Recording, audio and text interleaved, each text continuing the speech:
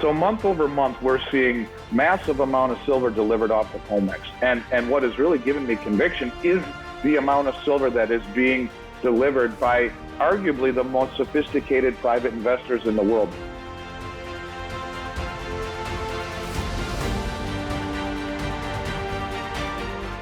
This is Dunnigan Kaiser, founder of Liberty and Finance. I'm now a licensed gold and silver broker for Miles Franklin. Call me directly for the physical gold and silver that you need at the best price with personalized private service from one of the oldest and best companies in the business. For fastest service, just call 1-888-81-LIBERTY. That's 888-81-LIBERTY. And either I or one of my sons and fellow brokers will call you back as soon as we can and understand your needs. Welcome back to Liberty and Finance. We're here for our weekly market update this June 29th, 2021 with Andy Schectman, the CEO of Miles Franklin Precious Metals. Andy, on behalf of our audience, thanks for coming back on. Great to be here. And again, I'm always happy to see you every week. Look forward to it. We have a lot of questions that have been submitted by our viewers this time, and we're trying to keep it really short, though, because that's the idea of a weekly market update, is make it tight. One of the questions that comes thematically through many of the questions is about, is there really a physical silver shortage? Because people talk about for months and months now, since at least before the January silver squeeze 1.0, about draining the COMEX and shortages at many dealers. Certainly, and it's funny because people tend to separate into two camps in that. Some saying, nah, there's plenty, look online, you can find plenty of stuff. And others saying, my local coin shop is sold out. A lot of the products at many of the online dealers are like notifying me. So Roy Lowry says, Andy, best guess when the silver shortages will really start to affect the retail market. And there are several others along that same vein. Well, let's start with the COMEX.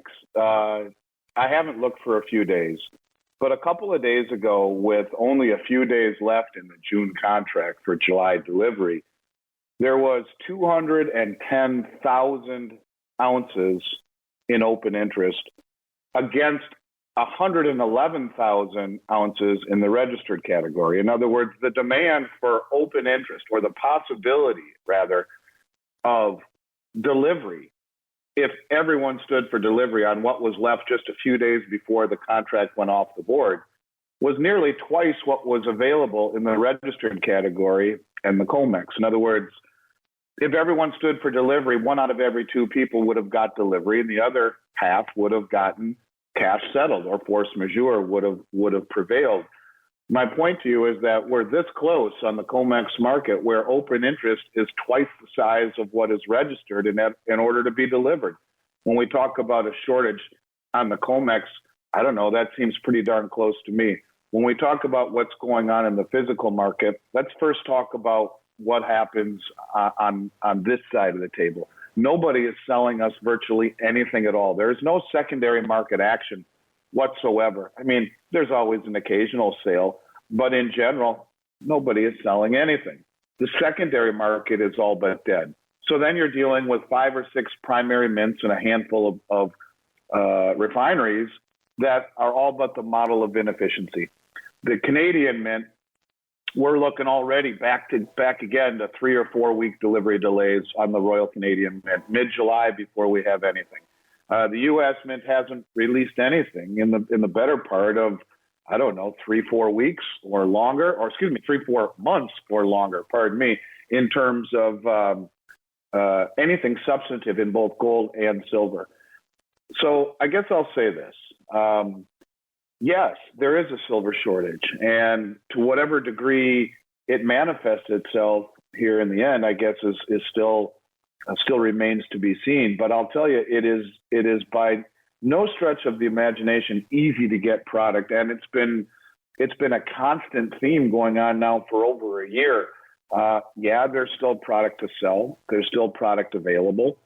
We're not at that stage of the game yet, but I still will hold true to what I believe, that ultimately the market defines itself by an inability to easily source product. It's progressively gotten harder and harder and harder, and more effort on our side, more money spent, and really there doesn't seem to be much in the way of anything loosening up across the supply chain. So yeah, I think there is a supply shortage, and it will only get worse as time goes on. would be my guess. I guess there's just a couple anecdotal things. You always give me the broad view and the deep view, and I give you the little my shots from the cheap seats. And that's that in a couple of proposals that I had last week for two different clients, the ability to even fulfill the specific product that they had strong preferences for was extraordinarily difficult. And it was like a last minute pulling a rabbit out of a hat to have found, another source we could even bid the one proposal. So that's one of the things is when people are very flexible and they're going, hey, I'll take whatever I can get in terms of different forms or different sizes or different mints or whatever. Yes, there's still some stuff available, but if they come in and go, I always buy this is all I want, I've thought it through for a long time and this is my only thing, that's extremely, extremely difficult in this environment. Well, that's the point. Is that, and that's just one person with a decent size order. Well, what happens if everyone rushes to the table at the same time? It's also, things have slowed down a little bit over the last couple of weeks. Through the FOMC meeting, we've had softness in the market. And, I think there are a lot of people who grow tired of the constant whipsawing and volatility in this market. I understand that. That's par for the course. But this is the exact same thing that this market has faced for a very long time, and yet it continues to slowly march higher. It's like the tortoise instead of the hare. You have to be able to deal with the volatility in this marketplace because it is a very small market that is manipulated quite a bit.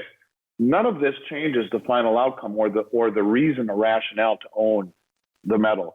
I guess if you want a trite answer, it's buy on the dips. Because that has proven to be a good plan. And actually, I'd say that in just about any market where you believe the price is going higher, you buy on the dips. And whether it be Bitcoin or silver or gold or equities, you buy on the dips. You don't chase the rallies. And that will have proven to be a fairly good plan. The problem becomes at some point, are we able to get the product? Like for whatever reason, it seems that there is an aversion to the type 2 gold and silver eagles. People don't want them. Everyone who I talk to says, I don't want them. It's like kryptonite. It's really strange. So if this plays out this way and people really start just turning their back on the U.S. mint products, you've just shut off 20% of global supply, at least in this country.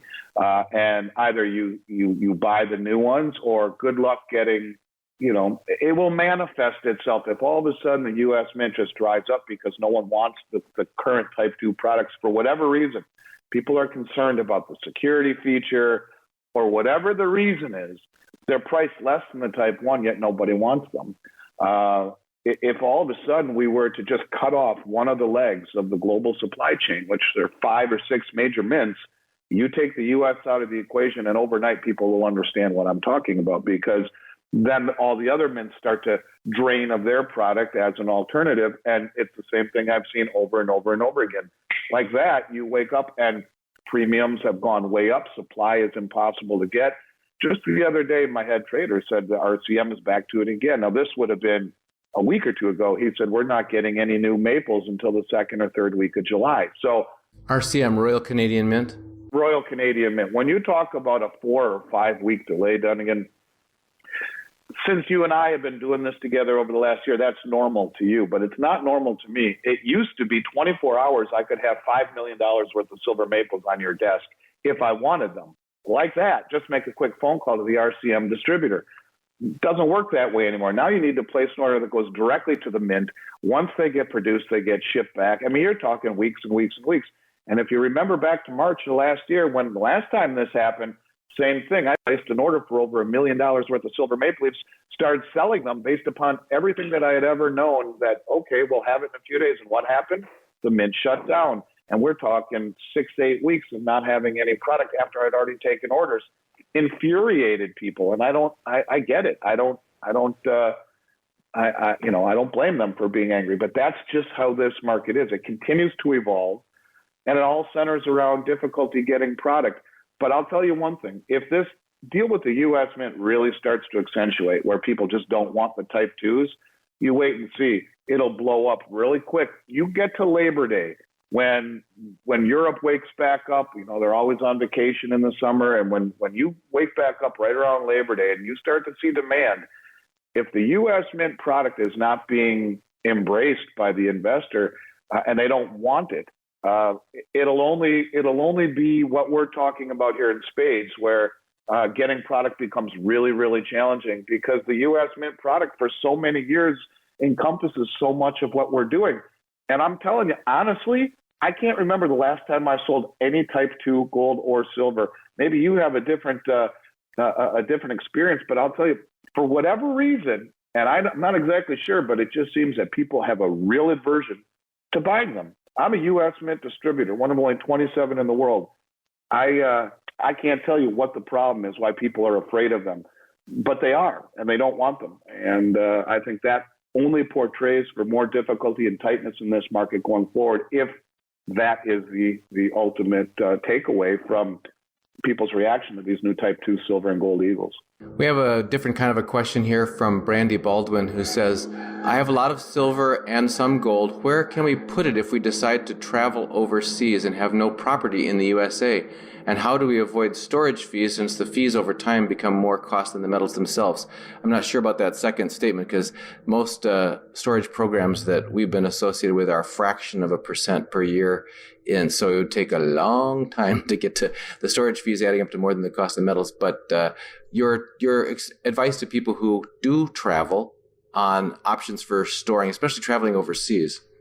I think you have to get over the second part of the question or the comment, in that if you're going to store things safely and you're going to be overseas, part of that also means you want access to it while you're overseas. So if you put it into like a bank safe deposit box, which costs next to nothing, you're getting next to nothing in terms of accessibility and in terms of insurance. A, safe deposit box aren't insured, and B, no one's going to go in there and act upon your requests when you're overseas if it's only in your name.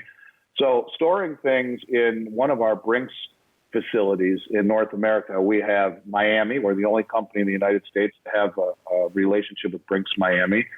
We have New York, Salt Lake City, and Los Angeles in terms of our U.S. footprint with Brinks. And we also have Montreal, Vancouver, and Toronto with our Canadian footprint. We have worldwide exclusives with Brinks in terms of our safe deposit box program, which is fully insured inside of a vault, and in our fixed rate structure. To his or her second point, that is, the fixed rate will, especially in gold, would by far be the most cost-effective way to own metal inside of a storage program. It's fixed based upon the ounces that you store rather than the value that everyone else charges. But in every single instance, a phone call could be made to us, or an email followed up with a phone call from anywhere across the globe, and we could act on their behalf. Even our safe deposit box program in Toronto and in Vancouver, where only the client has access to it based upon they are the only ones holding the keys. In fact, our new safe deposit box program, I shouldn't say it's new, it's about 4 or 5 years old already, but our safe deposit box program, A, is the only one in the industry, and B, you can drop a key in an envelope and send it up to the facility. We send a Federal Express air bill by email. When that key gets sent up to the facility under camera, Brinks will open up, if the client isn't able to make it up there, obviously, the Brinks will open up the box under camera, 2 employees, pull out what it is that needs to be sold, shut the box, reseal it, issue a new certificate that supersedes the previous, send back the gold, or we'll buy it right there out of the facility and send a wire to the client wherever they are. My point to you is that we have the ability to add a great deal of value, utility, and liquidity to people wherever they are. If it's in one of our storage facilities, the fixed rate will keep the cost low, and the ability to act upon a request, sell the metal or deliver the metal anywhere in the world where UPS delivers or Brinks. We can sell the metal, we can deliver the metal, we can wire the funds to a bank account quickly, and keep the rates as low as possible. The bottom line is nothing in this world is free. And if you're going to store something in a segregated, allocated fashion where you and you alone have access to it, then there are storage fees. But it's also important to remember that storage fees are part of the cost basis of the initial investment. So if you have an investment that costs X, I like to think of it as an empty pie crust. That's your initial deposit is the empty pie crust. Each year that you get charged storage is a layer of filling that goes on top of the pie crust. At the end of the time when you're going to sell it, maybe you sell a fraction of it. You cut right down through the original crust and you pull out a slice. That slice is not only the original cost basis, whatever your coins cost, plus the years of added filling, which is the storage expense. That's all your cost basis. Or you gave the whole pie back, you have the original cost basis plus all the accumulated storage. That is part of your cost basis, which is tax deductible. So it's important to note that a lot of the storage expense over time, when you sell, goes to the cost basis and is deductible. So it's not as bad as it appears, but needless to say, if your mobility and your liquidity are most important to you, this to me is your best alternative. Our Brinks program, we have wonderful programs with Brinks that no one else in the United States has. Give us a shot on that. I think you'll find, to your listener, that you'll be very happy, not only with the cost, but the utility and the ability to access your funds wherever you are safely. Thank you, Andy. We're going to have more questions here than we have time for today. I guess maybe just this one, and I know that you've hit this in principle before. It's more of a question about philosophy, about what's really going on. Bill says, I don't believe the silver price can be allowed to go up because they need to attempt to keep the official narrative that the dollar is sound and people need to stay in the market. If silver and gold make significant increases in price, then people will abandon the dollar and move into precious metals. And it goes on from there. Your response to, is it even possible, given if there's vested interest in very high places of the powers that be of maintaining this narrative that all is well, nothing to see here, folks, move along, markets are at all-time highs, etc. You've talked to us about that in the past. Any current response to that? Yeah, I understand that, and if the United States was the only country on the planet, then I would believe that to be true. But the only way you can successfully manipulate prices over an extended period of time are to hold them back or to push them in the direction that they are moving. I don't think that when you have so much demand globally, that can happen. Steve St. Angelo, SRS Rocco, put up a fantastic chart recently showing the last 20 years worth of silver demand, in which 80% of that demand came from industrial applications. Now, this is before a Green New Agenda and a world that's moving completely and totally digital. All of these new applications for silver industrially keep coming around and keep coming about, which add to the industrial applications. But what the chart showed was that over the last year and a half, that ratio has flip-flopped, and the physical demand, monetary demand, has grown tremendously. In other words, silver is the only asset, to my mind, that is bracketed on both sides between industrial demand and between monetary demand. You have something like copper, which is all industrial, or gold, which is mostly monetary. Silver, on the other hand, is both. It used to be primarily industrial, but now over the last year and a half, there has been an awakening globally into the monetary aspects and valuations surrounding silver. I think ultimately there's just far too much global demand to hold the price back, ultimately, because it represents a subsidy to all of the people accumulating it. If I didn't see what I saw on COMEX done again, where you're seeing, a year's worth of silver taken off the COMEX market on every single delivery month. Now, I don't know what it's going to be here. There's 1 day left on the June contract for July delivery. I don't know how much is left in open interest. So month over month, we're seeing massive amount of silver delivered off the COMEX. And what has really given me conviction is the amount of silver that is being delivered by arguably the most sophisticated private investors in the world, the sovereign wealth funds and the family offices. The biggest delivery month that we've ever seen, at least to my mind, was 85 million ounces, and that was a few months ago. Just a few days ago, we were over almost 2.5 times that amount in open interest. Now, I know they've whittled that down. I don't know what the final figures will be, but we have to be very close to the all-time high in terms of silver delivery. which, I suppose could be very close to the 85 million ounces here this month. We'll find out here today or tomorrow. The point of it is that you have the most well-funded, well-informed, sophisticated private investors in the world draining COMEX of its physical supply. At the same time, all of this narrative is going around. You would not see those type of investors or that type of movement or the actual metal leaving the building as we've been seeing all year long. This is front-running by the industrials and front-running by the sophisticated investors. So to me, here again, price is nothing but a tool of misdirection. And I understand why people feel the way they do. But as I've said before, remember, at the end of the story, the little boy sees the wolf. The wolf is coming. You can see it by the actions of the biggest money in the world, Dunnigan. And as frustrating as it is, as difficult as it may be for people to think I'm being completely genuine, I swear I am being 100% genuine. I truly believe this is all happening. And it's happening in a way where people will wake up one day and say, how the heck did that happen? You and I and the people who listen to this show may say, wow, you know what? That we could see that. If you look closely enough, you can see it. It was happening. And I think ultimately it will happen as the biggest money in the world is repositioning by pulling money off the exchanges. So no, they can't hold it down forever. And the more they hold it down, only intensifies the demand for people like the sovereign wealth funds who are getting a subsidy to pull off, years worth of silver. Last year, over a decade's worth of silver deliveries came. This year, we're on pace to beat that. So do these people know something we don't? Are these people using price as the ultimate tool of misdirection? I would argue they are, and I would argue they do.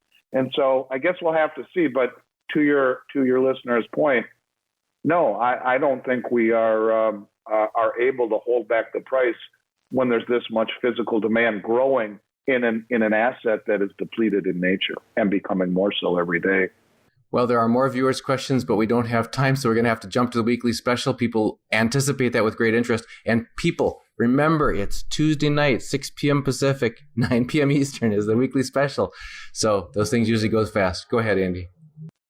Yeah, so we have, we're going to continue, 2 weeks ago when we started with the $20 and $10 gold pieces, we had 1,600 gold $20 Liberties and about half that amount in $10 gold pieces. Now, the $10 gold pieces were very sought after. I understand that. We have about 370 of the 1 ounce $20 Liberty extra fine grade available now. And we're going to continue to run that until they're all gone. Now, as a caveat to that, I am actually going on a business trip this evening and expect to come back with an awful lot of $10 and $20 gold pieces in the same grade that we can talk about next week. But for this week, we're going to still stick with the extra fine grade $20 Liberty, which in my mind is as good of a play as you will ever find in gold right now, on par with gold bullion coins, much less than the gold eagle. In 30 years, that's something that I would never talk about. These were always priced 15, 20% above a gold eagle, not well below a gold eagle, and on par with a gold maple. We're also going to run, we have 17,000 Noah's Ark silver coins in stock, and we're pretty much cutting the premium on those down to nothing at $4.50 over the price of silver. That's on par with 1 ounce silver rounds. This is the 2021 Armenian Noah's Ark silver coin that is minted by the Geiger Mint in Germany, which is one of my all-time favorite mints in terms of quality and presentation. They make the neatest silver and gold bars you've ever seen. Their quality is second to none. So this is a coin that not too long ago was being sold for much more. And I look around, a lot of the companies who are selling them for as much as $1.50 or $2 an ounce more. This is something people should jump on if they want silver, getting a premium, really sought after coin at a silver round price. So between the gold and the silver, there are two really great specials. And if you're looking to add to your stash, as we see this pullback representing a subsidy, ultimately, these are two great choices done again.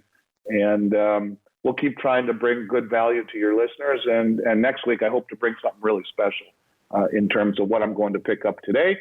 So I guess we'll see where that leads us. But in the meantime, it's always nice to be with you. I love the viewers' questions. Happy to answer them to the very best of my ability. each and every week. So I hope they'll keep sending them in. Thank you, Andy, for being here, and thanks all of you for watching. Please share this video widely.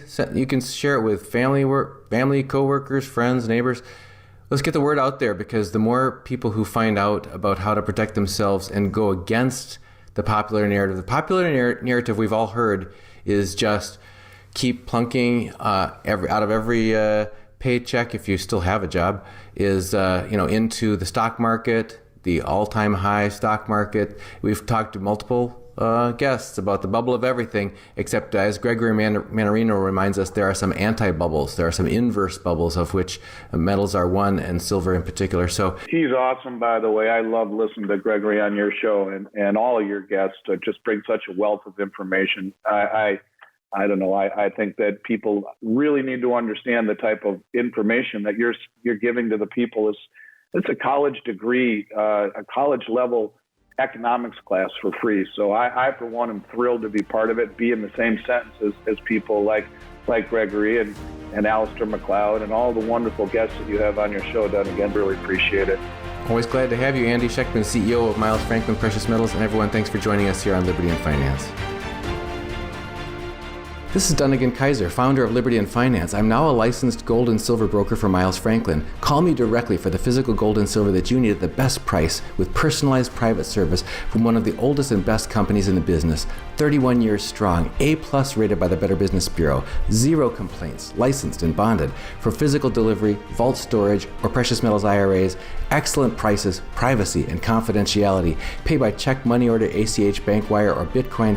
Satisfaction guaranteed. For fastest service, just call 1-888-81-LIBERTY. That's 888-81-LIBERTY. And either I or one of my sons and fellow brokers will call you back as soon as we can and understand your needs.